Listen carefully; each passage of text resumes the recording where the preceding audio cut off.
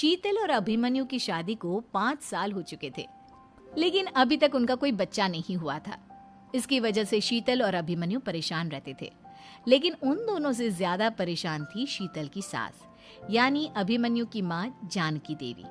जानकी देवी चाहती थी कि जल्दी से जल्दी उनकी गोद में पोता या पोती आ जाए, और इसीलिए वो अपनी बहू शीतल को लेकर एक दिन हॉस्पिटल पहुंची। डॉक्टर मैडम, जरा ठीक से चेक करके बताइए ना। कई बड़े बड़े डॉक्टर को दिखाया है, लेकिन मेरी बहू माँ ही नहीं बन पाती। मैंने शीतल को बहुत अच्छे से चेकअप किया है। देखिए, बात यह है कि शीतल के अंदर माँ बनने की कैपेसिटी नहीं है। ये आप क्या कह रही हैं डॉक्टर साहब? कोई तो इलाज होगा ना, कोई दवाई दे दीजिए। देखिए, कुछ प्रॉब्लम ऐसी होती है जिनका कोई ट्रीटमेंट नहीं होता। आई एम सॉरी टू से, लेकिन शीतल कभी माँ नहीं बन सकती, क्योंकि उसके यूट्रस में अंदर से ही कुछ प्रॉब्लम है। घर आने के बाद क्या हुआ माँ? कहाँ लेकर गई थी आप शीतल को? अरे कहाँ लेकर जाती, डॉक्टर मैडम के पास ले गई थी, लेकिन तेरी बीवी तो कभी माँ बन ही नहीं सकती। मम्मी जी, इसमें मेरी क्या गलती? अगर अंदर से कोई प्रॉब्लम है तो उसमें मैं भी कुछ नहीं कर सकती। जानती हूँ, ये बात डॉक्टर के मुंह से सुन चुकी हूँ। अब दोबारा मेरे सामने इस बात का गाना मत गा। अरे माँ, परेशान होने की जरूरत नहीं है, हम सोचते हैं ना कुछ। अरे क्या सोचेगा तू? पति, पत्नी और नौकरानी। शीतल और अभिमन्यु की शादी को 5 साल हो चुके थे, लेकिन अभी तक उनका कोई बच्चा नहीं हुआ था। इसकी वजह से शीतल और अभिमन्यु परेशान रहते थे, लेकिन उन दोनों से ज्यादा परेशान थी शीतल की सास, यानी अभिमन्यु की माँ जानकी देवी। जानकी देवी चाहती थी कि जल्दी से जल्दी उनकी गोद में पोता या पोती आ जाए, और इसीलिए वो अपनी बहू शीतल को लेकर एक दिन हॉस्पिटल पहुंची। डॉक्टर मैडम, जरा ठीक से चेक करके बताइए ना। कई बड़े बड़े डॉक्टर को दिखाया है, लेकिन मेरी बहू माँ ही नहीं बन पाती। मैंने शीतल को बहुत अच्छे से चेकअप किया है। देखिए, बात यह है कि शीतल के अंदर माँ बनने की कैपेसिटी नहीं है। ये आप क्या कह रही हैं डॉक्टर साहब? कोई तो इलाज होगा ना, कोई दवाई दे दीजिए। देखिए, कुछ प्रॉब्लम ऐसी होती है जिनका कोई ट्रीटमेंट नहीं होता। आई एम सॉरी टू से, लेकिन शीतल कभी माँ नहीं बन सकती, क्योंकि उसके यूट्रस में अंदर से ही कुछ प्रॉब्लम है। घर आने के बाद क्या हुआ माँ? कहाँ लेकर गई थी आप शीतल को? अरे कहाँ लेकर जाती, डॉक्टर मैडम के पास ले गई थी, लेकिन तेरी बीवी तो कभी माँ बन ही नहीं सकती। मम्मी जी, इसमें मेरी क्या गलती? अगर अंदर से कोई प्रॉब्लम है तो उसमें मैं भी कुछ नहीं कर सकती। जानती हूँ, ये बात डॉक्टर के मुंह से सुन चुकी हूँ। अब दोबारा मेरे सामने इस बात का गाना मत गा। अरे माँ, परेशान होने की जरूरत नहीं है, हम सोचते हैं ना कुछ। अरे क्या सोचेगा तू? जब डॉक्टर कह चुका है कि तेरी बीवी माँ नहीं बन सकती, तो बता क्या सोचेगा तू? कहाँ से लाएगा बच्चा? माँ, ये तो मैं भी नहीं जानता। अभिमन्यु, क्यों ना हम अनाथ आश्रम से एक बच्चा गोद ले आए? क्या फर्क पड़ता है बच्चा हमारा हो या गोद लिया हुआ? हाय, बड़ी बातें बनाने वाली। क्या फर्क पड़ता है? अरे क्यों फर्क नहीं पड़ता? मुझे इस वंश को आगे बढ़ाने के लिए मेरे बेटे का खून चाहिए, किसी दूसरे का नहीं। लेकिन माँ, आप जानती हैं कि ये अब पॉसिबल नहीं है। मैं कुछ नहीं जानती। मैं किसी पराये की औलाद को इस घर में अपना पोता या पोती बन के बढ़ता हुआ नहीं देख सकती। मेरा वंश मेरे बेटे के खून से ही आगे बढ़ेगा। लेकिन मम्मी जी, ऐसा कैसे हो पाएगा? आप अच्छी तरह जानती है ना, मेरा और अभिमन्यु का बच्चा नहीं हो सकता। तो मैं अपने बेटे की दूसरी शादी करवाऊंगी, और अपनी दूसरी बीवी से ये मुझे बच्चा पैदा करके देगा। ये आप क्या कह रही हैं माँ? मैं किसी और से शादी नहीं करने वाला। मेरे रहते हुए आप अभिमन्यु की शादी किसी और से करवाएंगी? मम्मी जी, आप ऐसा कैसे कर सकती हैं? तू बस देखती जा बहू, मैं ऐसा कैसे कर सकती हूँ। कुछ दिनों के बाद अभिमन्यु, मैंने तेरे लिए लड़की ढूंढ ली है।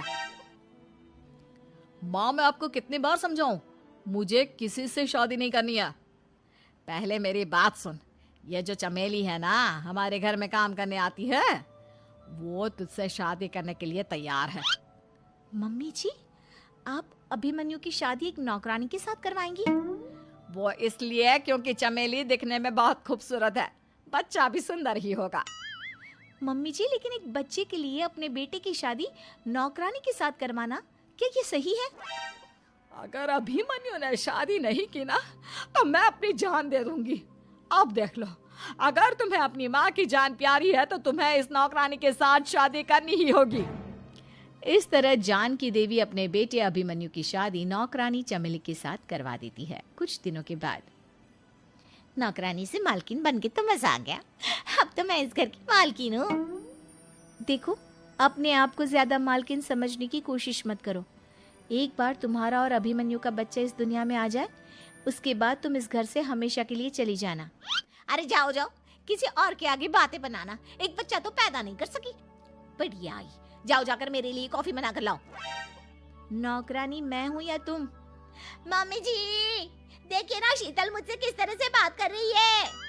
शीतल, तुम्हें पता है ना चमेली प्रेग्नेंट है, मेरे बेटे के बच्चे की माँ बनने वाली है। वो जैसा कहती है वैसा करो।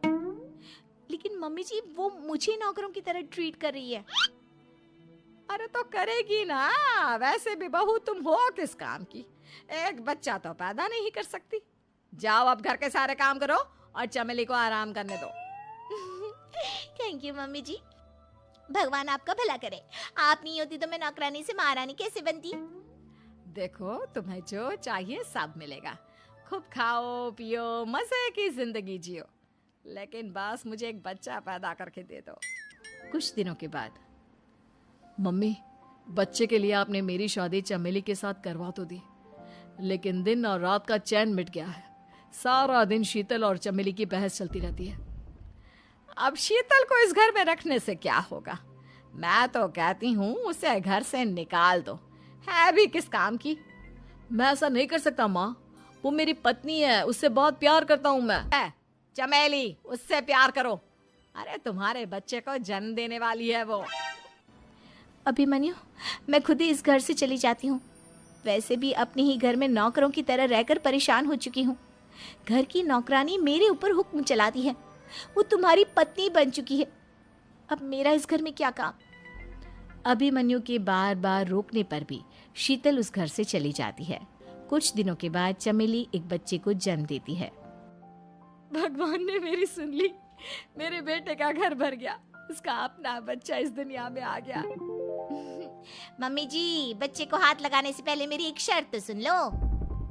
तुम कहना क्या चाहती हो चमेली? आपकी मम्मी को बहुत शौक था ना अपने पोते को खिलाने का। अब देखो, इस दुनिया में हर चीज की कोई ना कोई कीमत तो होती है।